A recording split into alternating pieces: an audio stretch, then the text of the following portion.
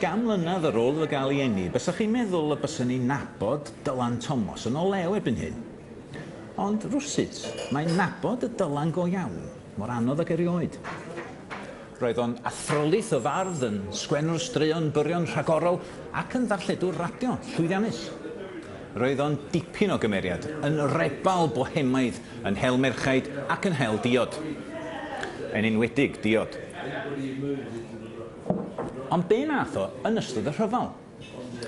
Mi dreuliodd y ran fwyaf o'r cyfnod yn sgriptio ffilmiau propaganda i'r Ministry of Information.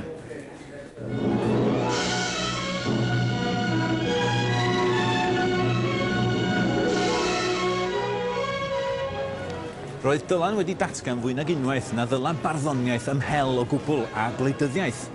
Felly, sut nath bardd fel yna gael ei hun yn gweithio fwy na heb i'r llywodraeth?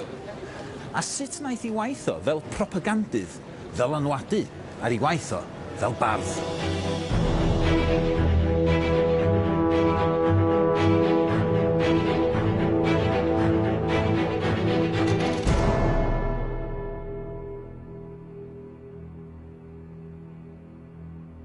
Ar gychwyn y rhyfel roedd Dylan Thomas yn 25 oed ac eisoes wedi cyhoeddi 5 cyfrol o gerddi a straeon byrion.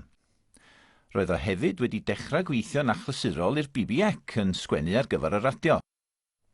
Ond nad oedd gynno fo ddim profiad o sgwennu ar gyfer ffilm, roedd o wrth i fodd hefo'r cyfrwng. Wrth dyfu fyny yn Abertawe, byddai'n ymweld yn rheolaidd â'i sinema leol yma yn ardal yr Uplands. Banc sydd ar y safle erbyn heddiw, ond cafodd yr hen sinema i anfarwoli yn un o straeon byrion Dylan. Dyma'r Flea Pit Picture House, medda fo, where he whooped for the scalping Indians and banged for the rustlers' guns. Wrth iddo dyfu fyny, mi aeth ei chwaith mewn ffilm yn fwy soffistigedig. Yn ôl un ffrind o Abertawe o'r cyfnod yma, yr unig adag erioed y gwelodd y Dylan wedi gwylltio go iawn oedd pan nath rhywun sylw difriol am Greta Garbo, sef un o'i hoff actoresa. Yn ei gartref yma yn Cwm Doncyn Drive, dechreuodd gyfansoddi'r cerddi fyddai'n dod ag enwogrwydd iddo fo ymhen rhai blynyddoedd. Ond un o'r pethau cyntaf iddo fo gyhoeddi erioed oedd erthygl yn ei gylchgrawn ysgol yn 1930 ar hanes ffilm. I fod o ond yn 15 oed ar y pryd, mi sgwennodd werthfawrogiad o'r arloeswr sinema D.W. Griffith oedd yn dangos fod ganddo fo syniad go lew yn barod ynglyn â thechneg a chrefft gwneud ffilm. Griffith, medda fo, introduced the now familiar tricks of the close-up, the fade-out and the cutback. He realised the importance of motion pictures not as freak exhibitions, but as works of art produced through an entirely new medium. Wel, pa ryfedd felly fod y bachgen ysgol sgwennodd y geiriau hyn wedi troi hun at y cyfrwng newydd hwnnw ychydig flynyddoedd yn ddiweddarach a mentro I fyd ffilm.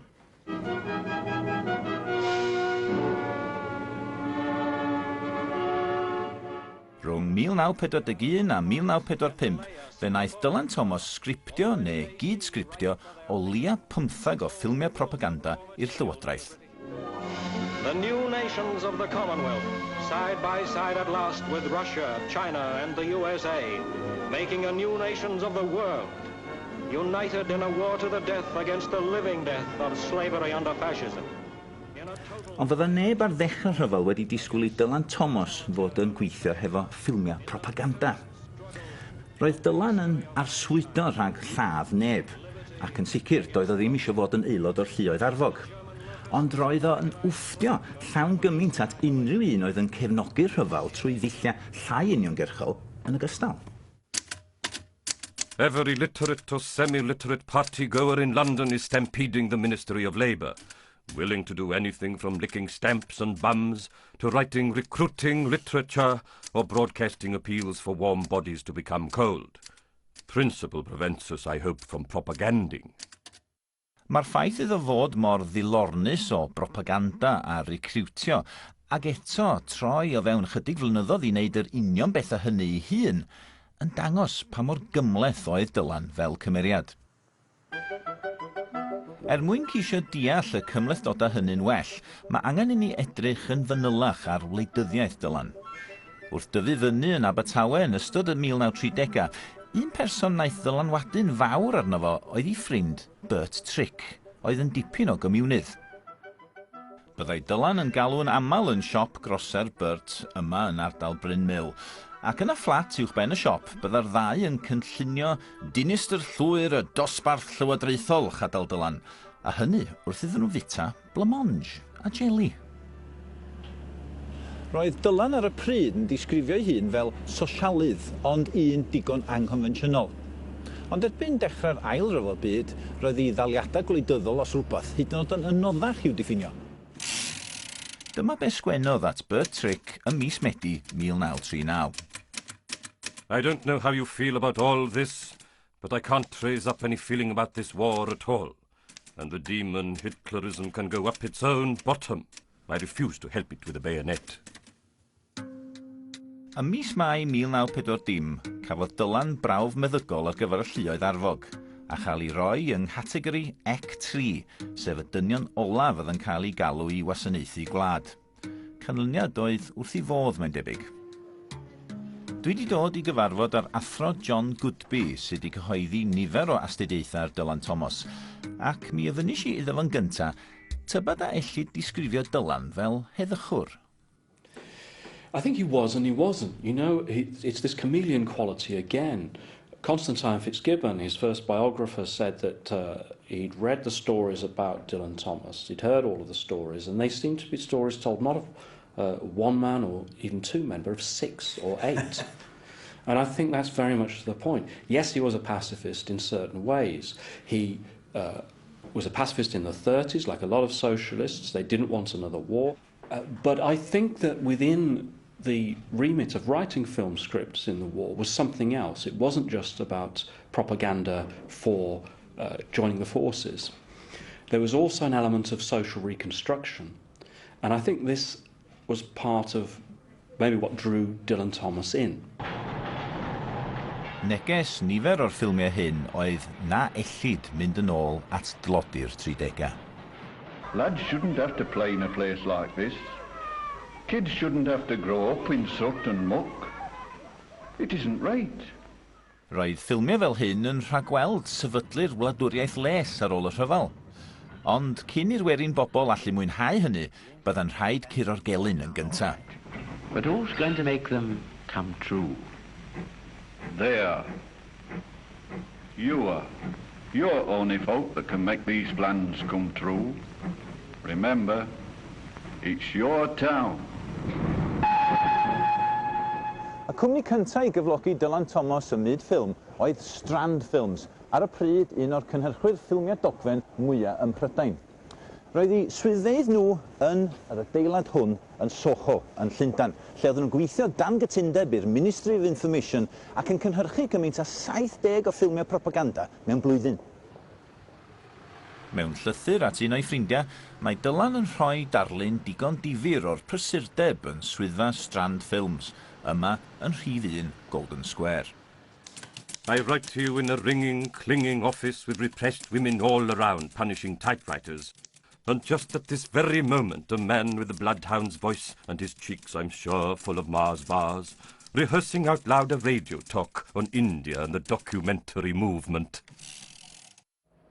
Gweitha tôn ddifriol y llythyr yna, roedd Dylan yn hapus iawn yn gweithio yn Strand Films. Roedd yn derbyn cyflog o 8 punt yr wsnos a gododd yn ddiweddarach I 10 punt yr wsnos, ac roedd yr awyrgylch yn y gwaith yn digon anffurfiol. Bydda cyfarfodydd cynhyrchu yn aml yn cael ei cynnal yn fama yn mar cefn y Caffe Royal, neu mewn taferna cyfagos eraill.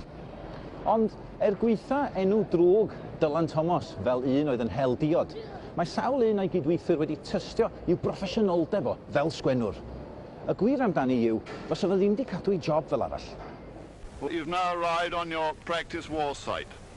As you can see, conditions are not likely to be particularly comfortable. Fel y rhan fwyaf o ffilmiau Dylan, cafodd hon ei hadolygu yng nghylchgrawn y diwydiant, y documentary newsletter, ac mae pob adolygiad yn hwnnw yn gorffan yn yr un modd, gydag asesiad o werth propaganda y ffilm. A job which the film admits must at times be hard, even depressing, is shown to be an inviting one. The film should bring in recruits to the service. Ond pa mor effeithiol oedd ffilmiau fel hyn fel rhan o'r ymdrech ehangach I ennill y rhyfel? Mwyn ateb y cwestiwn yna, dwi'n cyfarfod â Dr Jamie Medhurst o Brifysgol Aberystwyth, sy'n arbenigwr ar ffilmiau dogfen y cyfnod. Oedd ffilmiau yma'n bwysig iawn, ffilmiau dogfen oedd ar gael i'r gynulleidfa I wylio, ac oedd y Llywodraeth yn ymwybodol o hyn. Ac mae hwn yn mynd nôl, dwi'n credu, i'r 30au a'r mudiad dogfen Brydeinig o dan arweiniad John Grierson. Oedd ei hunan yn gweld y sinema fel rhywbeth o bilpid, dyna ei eirio fe felly, I bregethu'r bobl, I gyfleu negeseuon, I cynnig gwybodaeth, I addysgu'r gynulleidfa. Ac hwnna wedyn yn trwyddo i'r cyfnod rhyfel. A'r Llywodraeth yn ymwybodol o bwysigrwydd y ddelwedd symudol a'r neges oedd yn gallu cael ei gyfleu trwy ffilmiau fel hyn. Faint o ffilmiau gath I gwneud dan nawdd y Ministry of Information? Rhwng 1940 a 1945, mae'n o gwmpas 760 o ffilmiau yn cael eu cynhyrchu, sy'n ffigwr anhygoel. Ac o fewn hynny, oedd pob mathau o ffilmiau, ffilmiau hyfforddiant, ffilmiau ar gyfer darpar filwyr, enghraifft, ffilmiau wedyn oedd yn darparu gwybodaeth eitha ffeithiol, ffilmiau wedyn oedd yn ceisio darbwyllo mewn ffordd cynnil, dyma pam yn ei rhyfela, dyma'r hyn yma rhaid ni warchod. A wedyn pen arall y spectrwm, ffilmiau sydd yn fwy crwch, yn fwy amlwg yn ceisio newid meddyliau. Ac un o'r ffilmiau hyn oedd ffilm Dylan Thomas, These Are the Men.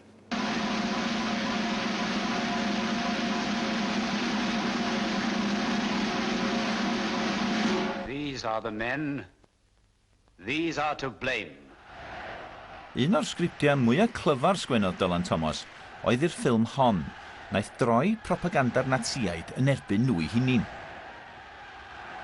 Cymerodd Dylan ffilm enwog Leni Riefenstahl o rali Natsiaidd yn Nuremberg a sgwennu cyfieithiadau dychanol newydd o'r areithia, fel bod Hitler a'i gyd-arweinwyr I weld yn dilorni hunin. I grew into a discontented and neurotic child. My lungs were bad.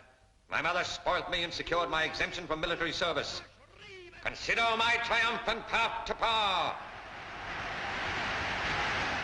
Mor glyfar o watwarus yw These Are the Men, mae dal yn ffilm eitha llawdrwm o safbwynt propaganda.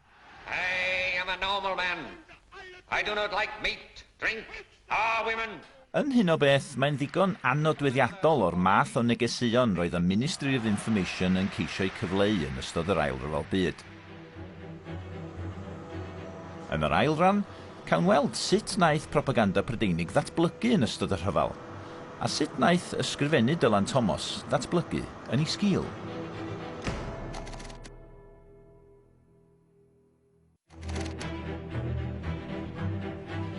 Yn ystod cyfnod yr Ail Ryfel Byd, mi fuodd Dylan Thomas yn ennill ei damad drwy sgwennu sgriptiau ar gyfer ffilmiau propaganda. Roedd yr awdurdodau Prydeinig wedi darganfod potensial ffilm fel cyfrwng propaganda yn ystod y Rhyfel Byd Cyntaf. Ond roedd negeseuon y cyfnod hwnnw yn llawer mwy amrwd a jingoistaidd. Erbyn y 1940au roedd yr awdurdodau wedi sylweddoli fod pobl Prydain bellach yn rhy soffistigedig I dderbyn propaganda mor amlwg â hynny. Bellach roedd propaganda yn ceisio osgoi swnio mor heirllig o herfeiddiol.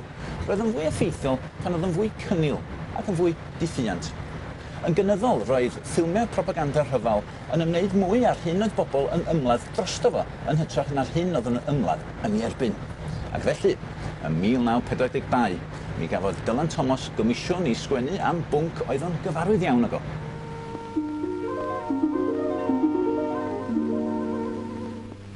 Morning is breaking over Wales at war. Not the long and far-away wild war of the mountain Welshmen and the English kings, but the terrible near war of England and Wales and her brothers and sisters all over the earth. Dyma be oedd gen y documentary newsletter I ddeud am y ffilm. The main points are made by an imaginative use of music and commentary. The latter, an impressive effort by Dylan Thomas, with its simple verses about the slump and its aftermath. dragging through the squalor with their hearts like lead, staring at the hunger and the shut pit head. Remember the procession of the old young men. It shall never happen again. Yn ôl un adolygydd ar y pryd, dylai'r ffilm hon blesio'r Cymru a bod o ddiddordeb i'r Saeson a'r Albanwyr. Ond doedd hi ddim yn plesio'r sensoriaid efo'r holl gyfeiriadau at ddiweithdra, ac roedd yna sôn ar un adag am ei gwahardd hyd yn oed, nes i'r Ministry of Information yma yn Llundain benderfynu y gellid i danos hi. Trwy gydol y rhyfel, roedd yna rhywfaint o densiwn rhwng cynhyrchwyr y ffilmiau dogfen a'r gweision sifil oedd yn ei goruchwylio. Y gwyn oedd bod yna ormod o ymyrryd gan y Llywodraeth, a'r broses o gymeradwyo sgriptiau a'r ffilmiau terfynol yn cymryd gormod amser o lawar. Get this threaded up, will you? Y weinyddiaeth oedd y rheolaeth lwyr dros yr hyn oedd yn cael ei dosbarthu i'r gynulleidfa boed trwy radio papurau newydd ac yn sicr ffilmiau. A mae yna enghraifft o'r Cyngor Brydeinig yn anhapus iawn gyda Wales, Green Mountain, Black Mountain, delweddau diweithra am ei peth. Ond mi oedd yna wrthwynebiad hefyd gan swydd arweinyddiaeth yng Nghaerdydd i'r ffaith nad oedd Thomas falle yn Gymro go iawn yn ei tîm nhw, oherwydd oedd yn byw yn Llundain. Mae swyddfa Llundain yn gweud bod sori di hwn o bwys, mae Dylan Thomas i ni yn Gymro ac felly pasiwyd y ffilm, ond mae'n dangos rhai'r tensiynau oedd yn bodoli ar y pryd. Mi fuodd Dylan yn byw yn Llundain am sawl cyfnod byr cyn iddo ddechrau gweithio i Strand Films. Yn y dafarn hon, y gwnaeth o gyfarfod ei wraig yn 1936. Ac yn y flwyddyn honno hefyd, mi gymerodd ran yn arddangosfa'r swrialwyr yn Llundain. Ac mae yna dinc digon swrial i'w ddisgrifiad o brifddinas Lloegr mewn llythyr i'w ffrind Vernon Watkins. I've just come back from London, city of the restless dead. It really is an insane city and filled me with terror. Every pavement drills through your soles to your scalp, and out pops a lamppost covered with hair. I'm not going to London again for years. Its glamour smells of goat. Ond, nôl y daeth o yn 1940 wrth i dlodi i arfodi yno i chwilio am waith. Pan ddaeth Dylan i gyfarfod am y tro cyntaf hefo Donald Taylor i ddarpar gyflogwr yn Strand Films yn 1940, roedd o'n aros yma yn Hammersmith. Ond yn anffodus, roedd e wedi dod yma i aros ar yr union noson a dechreuodd y blitz ar Llundain, gan aros hefo ffrind iddo, Theodora Fitzgibbon. A dyma sut y disgrifiodd hitha yr olygfa y noson honno. The planes flew up the Thames, which was lit up like a horrifying pantomime, dropping their deadly cargo indiscriminately. Wrth iddo dreulio mwy a mwy o amser yn Llundain a phrofi effeithiau'r bomio, cydiodd y blitz yn ei ddychymig, fel y gwelwn mewn nifer o'i gerddi o'r cyfnod. When the morning was waking over the war, he put on his clothes and stepped out and he died. The locks yawned loose and a blast blew them wide. He dropped where he loved on the burst pavement stone and the funeral grains of the slaughtered floor. Roedd y cyrchoedd awyr a'i canlyniadau erchyll yn thema yn un o ffilmiau Dylan o'r un cyfnod hefyd. Ac roedd y sgript gyfan ar gyfer y ffilm honno ar ffurf cerdd estynedig. Oh, walking through the streets in the morning would nearly make you want to sing, though there were dead people under the stones, or people not dead. Sing, because the world was alive again in the daytime, and I was alive, and you were alive. Y ffilm hon, Our Country, oedd uchafbwynt I waith fel sgriptiwr yn ystod y rhyfel. When morning is driving down from the roofs of buildings into stone labyrinths and traffic webs.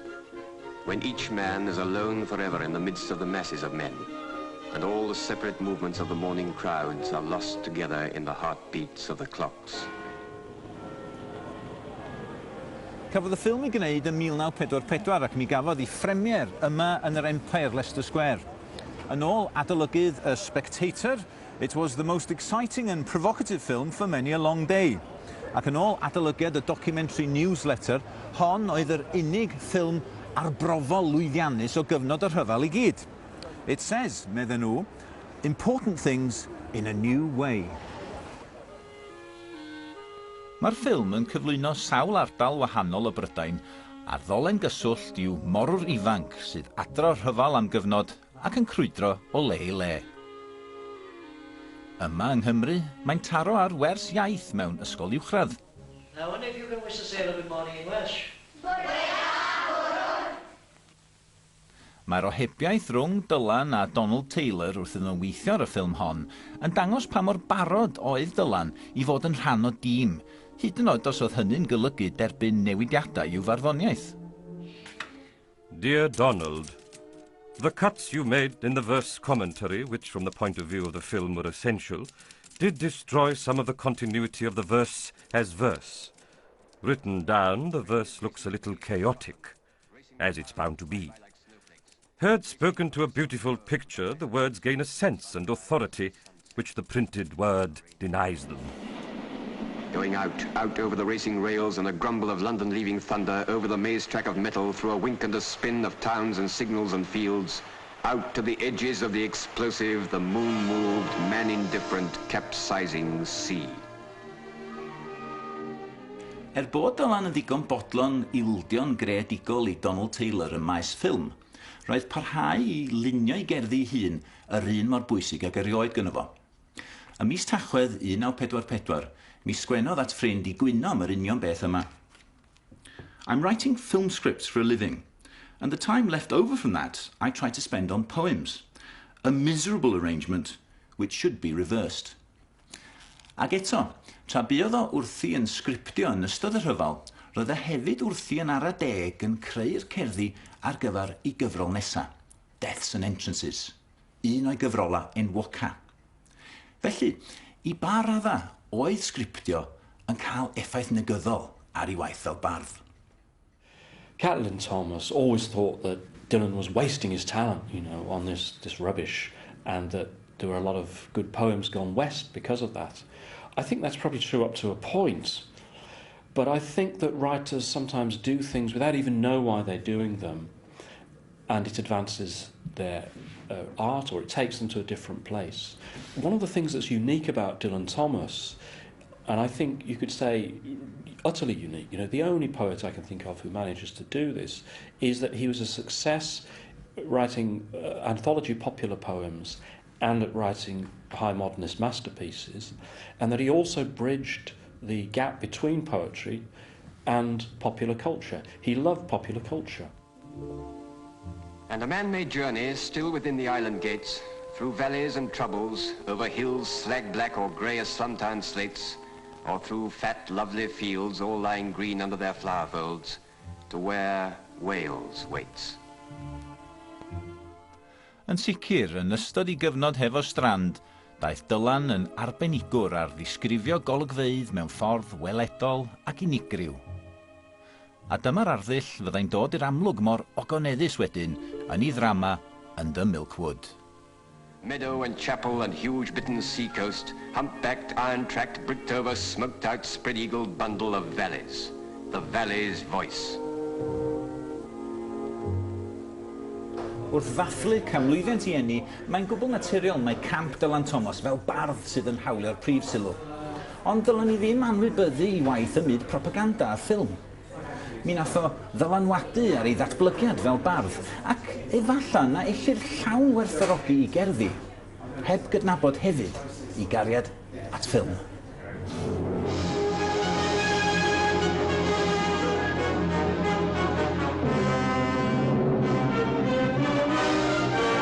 O Howard Marks a Bryn Terfel I Rowland Phillips a Max Boyce hiwmor unigryw wrth I Jonathan a'i westeion ddathlu 10 mlynedd o joio mewn munud neu ddwy.